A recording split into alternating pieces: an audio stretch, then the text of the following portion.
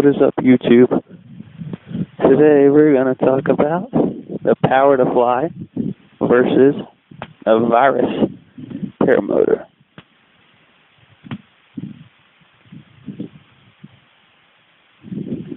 So I've had this power to fly frame for about a year now. Exactly. I put 200 hours on it, and it was my first motor. It was great, and I loved it. Only issues I had with it really were these arms here.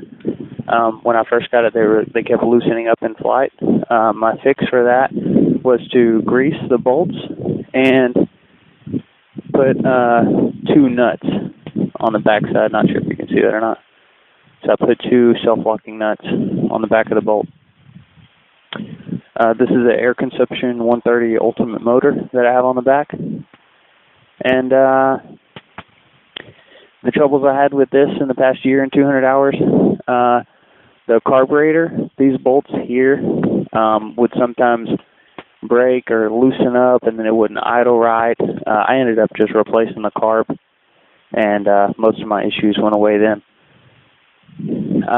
This exhaust gasket here lasts between probably 40 to 50 hours, and then you got to replace it. No worries. That's most 2-stroke motors anyway. What else? Overall, it's been a great paramotor, and I really enjoyed it. Great first motor. Harness is a sub-air harness. Works great for me. No issues with it. I got some wear there on the harness. You can tell this harness was brand new when I got it, and I flew so much that I wore some of the material away down to the foam padding. This is a pull start only motor. It doesn't have a spring, no flash starter, so when you pull this, you're actually pulling the compression of the motor. But it's only 130cc, so it wasn't too bad. This is my new paramotor. This is a virus PPG. Ordered it from Heathco in Bulgaria. And I just did the first flights on it. I did 2 flights on it yesterday. And I'm really digging it so far. Let me give you some specs. So, the old motor, just the air consumption Ultimate 130, I took it off the frame and weighed it, was 24.4 pounds. The Moster 185 dual start is 33 pounds. The power to fly frame with no motor was 22 pounds. The new frame, just the virus PPG frame with no motor, is 28.6 pounds.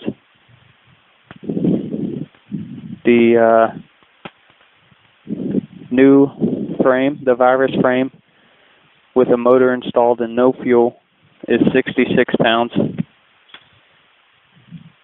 And a full tank of gas virus paramotor with a Moster 185 dual start, 83.4 pounds. Pretty heavy. It's heavier than I thought it was going to be. So let me show you some cool things about the virus frame. The hoop goes together with these little locking mechanisms here. So I've got this really tight, but you flip this lever up and then you unscrew it, and then you pull the bolt out, and then the frame just slides out. It's really secure. I don't know if you can see this. I shake the paramotor. There's 0 flex in this hoop whatsoever. There's no way you'd be able to get this frame to flex back into the prop. Here, I'll set the camera down and show you.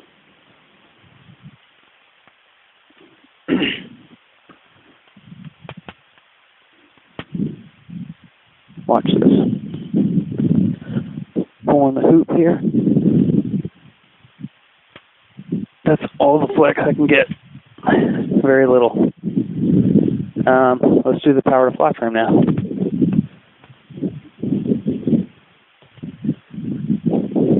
To be fair, the power to fly frame has some wear and tear on it over time. So it's going to have a little bit more flex. You can see that. As I pull these sides in, you can see the top bending out. If I pull the top down, you see the sides flexing out. Now you can't get this to flex enough to really hit the prop, And I do power forward launches with this motor all the time. No issues. So it does have more flex. It's not really an issue though. What else? It's cool about the virus frame. So it has these hybrid arms. It's kind of confusing looking at it right now. That's how it attaches, where your wing attaches. It lets the wing flex this way, but it's more secure this way. I added this 550 cord because I'm so light that I didn't have enough weight to move the carabiner down here where most people would probably have it, where these straps would be like this. So to keep this carabiner from being able to fall forward, because I'm so light, I added this 550 cord. It just helps a little bit with stability. Probably not necessary if you weigh more than 150 pounds.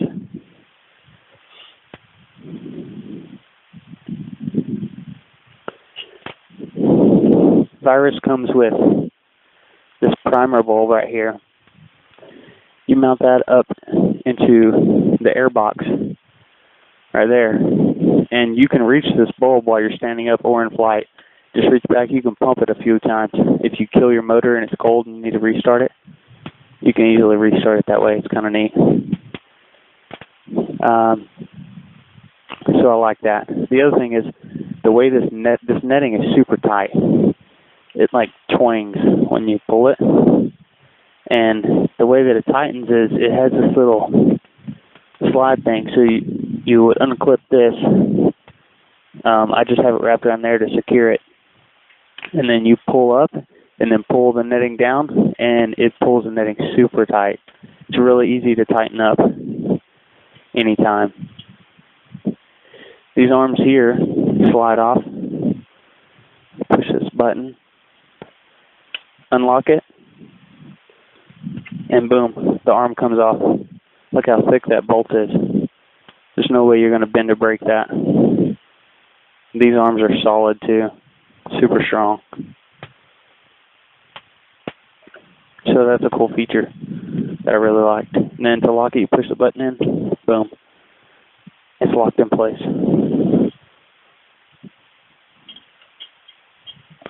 I like that. This is a Moster 185 dual start. This is what all this messy wiring is. I got a relay up here, a fuse. I put the battery way down here in this little pouch. And then on my throttle, I have these two buttons as the electric start. And then I added an ignition switch right here on top. Push this button, power it on. Now the kill switch will work, or the startup buttons work. When that's off, the startup button doesn't work. So if my 2-year-old grabs my throttle and pushes the button, so he's not going to crank the motor up.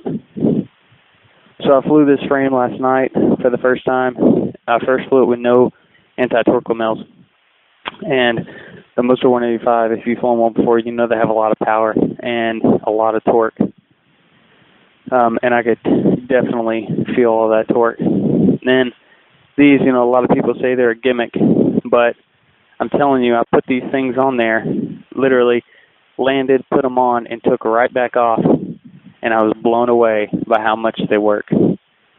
The torque, if you go from cruising to full throttle, you'll get a very, very slight right turn, but as far as like taking off is so much better. It doesn't feel like it's trying to flip you over on the ground while you're taking off. It's so much better with these anti-torque lamels.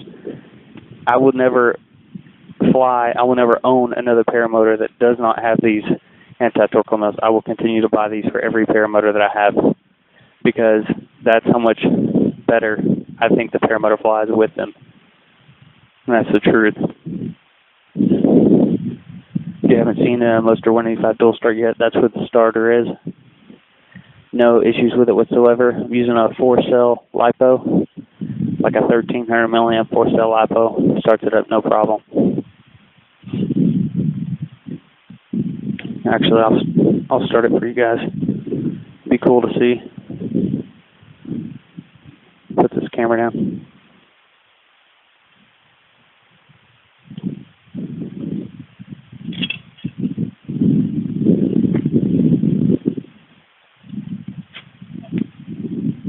speed bar came undone.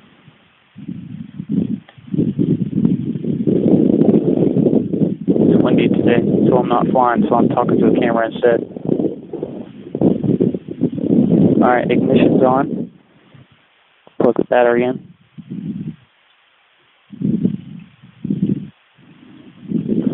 Primer bulb, give it a few pumps.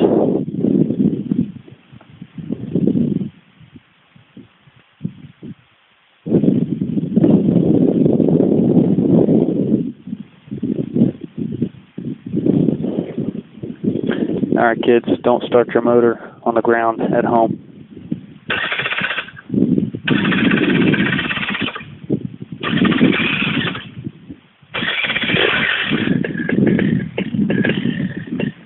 I'm still working out to figure out how many pumps to the primer bulb it takes to get this thing to start reliably. Love the Moster 185, so much power. It runs smoother.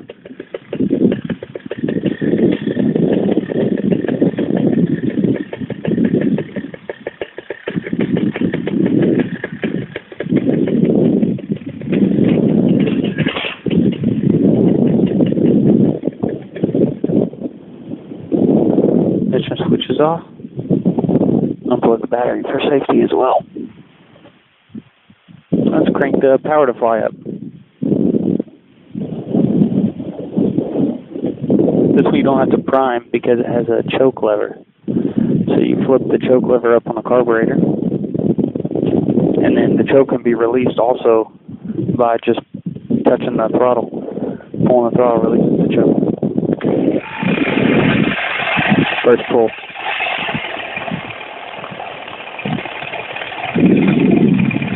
This motor is louder than the Moster, but it's got a lot of power for a 130cc motor.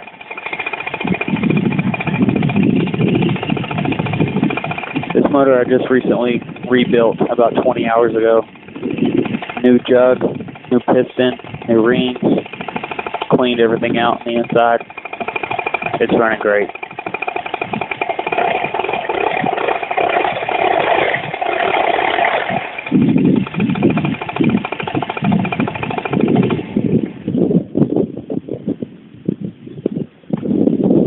Yeah, so these are my two frames. If you're a beginner and you're a 150-pound guy like me, I'd highly recommend getting a lightweight frame and motor. It will just make you have a more enjoyable experience while you're learning. If you're a 200-pound guy and you're pretty physically fit, you can go with the 185cc motor to start with. Just take it easy. Take your time. Learn how to fly the right way. That way you don't power yourself into the ground with the 185cc. I'm going to show you something cool about this virus frame as well. So these are the harness buckles. It's only two. Well, you got these two down here and a chest strap, and that's it. But the way these unclip, you push this red button, and it just slides out, and the top pops off. And then put it back on. You just push it on there and slide it in. Let me undo this other one.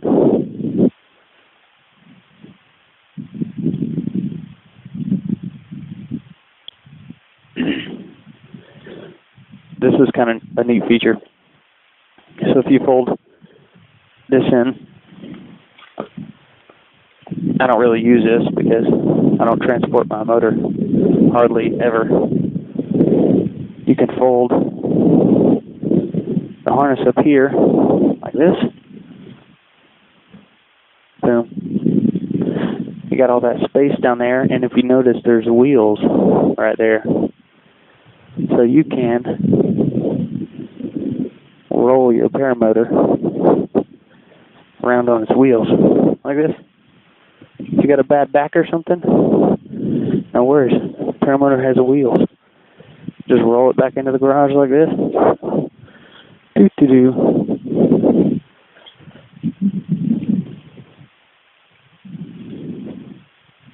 Kind of cool. It also helps when you climb into the harness.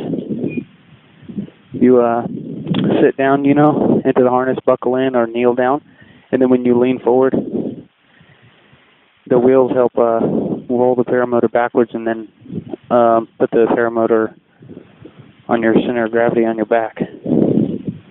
That's kind of cool. Kind of like that. And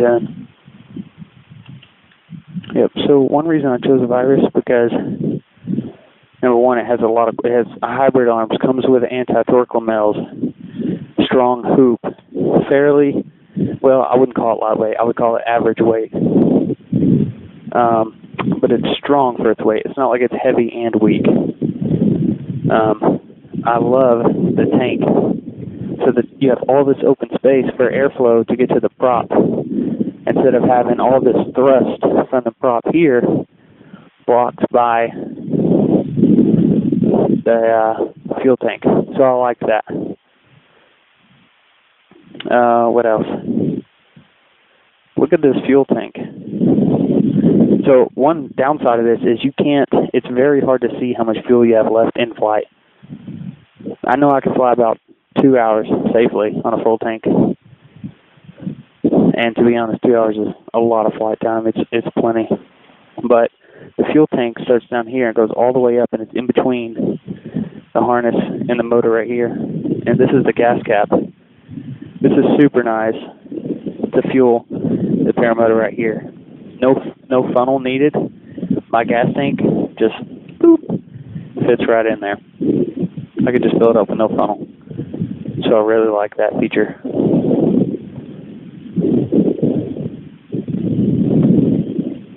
Sorry about the wind noise. What else? I don't disassemble my paramotor too often, so this isn't really something that worries me. But for some people that disassemble their paramotor a lot, this is pretty easy to disassemble. This is a little bit more finicky because you have to line up all these carbon rods with these in those poles while you slide the frame together. The disconnects are easier on this because you just pop this little plastic lever off, and then the frame just slides apart. And on this one, it's a latch, so you have to flip this out and then unscrew it to be able to take it apart. So that one's faster that way, but these arms here, how they go into the frame, you push a button on this side and a button on the back side, and then the arm just slides out. So this is faster. Just there's nothing else to line up. You just one arm, click it in there, and then you have 1, 2, 3, 4, 5 screws. And this one you have 1, 2, 3, 4, 5 plastic clips, which are faster than the screws, but you have to line up these poles. So they both come apart and break down about the same size, but it would take you about the same time to break down either one. Now, Kyle Matula at Power to Fly USA sells the Power to Fly frame with a Moster 185. So you can get the same motor, same frame, and the weights would be close, but the Virus would still be heavier. Another thing, the Virus is only a 10-liter tank, I think. I filled it up, and it was only about 10 liters. And I believe if you buy a Power to Fly from Kyle with his tank, that's not the tank that his comes with. It's at least a 12-liter. He might even have a bigger size, I'm not sure. So if you want a cross-country machine with huge fuel capacity, that might be an option for you, because this tank is not the biggest. What else? This is the harness that comes with the Virus from Hivco in Bulgaria. It's got a radio pouch right here. It's got speed bar pulleys back here on this side. It's got a speed bar pulley right there. It's got Velcro for a speed bar. It also comes with a stirrup. I took it off because I'm not going to use it, but it has a foot stirrup to help you get into the harness if you need that. Pretty well made harness. I like it. A lot of adjustments. Oh, another thing. Excuse my radio mic. The harness, this is a pulley setup. It's really high, real easy to reach up and grab and start your motor. But you have these two clamps right here that you can flip out, unscrew, and you can adjust the harness down on the frame or up on the frame, which essentially, when you're standing up and you're in the harness, will move the motor up on your back, higher on your back, or lower on your back. And that changes. For me, I moved the harness all the way up. I flew it both ways. I flew it all the way down and all the way up. With it all the way up, the motor hangs lower on your back on launch, but it makes the motor push more in your lower back than the motor pushing up on your shoulders, trying to push you into the ground on takeoff. So I think launching is easier with the harness in the high position. With the harness in the low position, it's easier to walk around on the ground with the motor on your back because the center of gravity is higher. But for launching under full throttle, the motor has a tendency to kind of want to push you into the ground, trying to push you forward. So I move my harness all the way up. That's just personal preference. I'd say if you get one of these, try it both ways. You know, see what you like. Let's talk about price. Price is a big thing for everyone, almost everyone, I'd say. The Power to Fly is cheaper than, Scouts or I think Nitro 200s. Now, don't quote me on this. Do your own research on price, but this is based on what I've seen posted online. And it's a great motor. It's a good frame. If you buy just the Power to Fly frame by itself, I believe it's more expensive than if you just bought a Virus frame and harness by itself. The Virus frame and harness is 1,400 euros from Heathco, and that's before shipping. And it takes a while to import it because you order it, he has to make it, box it up, and then ship it to you. They're not already made, ready to ship out. So there's a long wait time to get one of these Virus frames, but I think they are fairly priced. If I could go back and start my paramotor journey over again, I wouldn't change a thing. I would still buy this Power to Fly as my first frame, no doubt.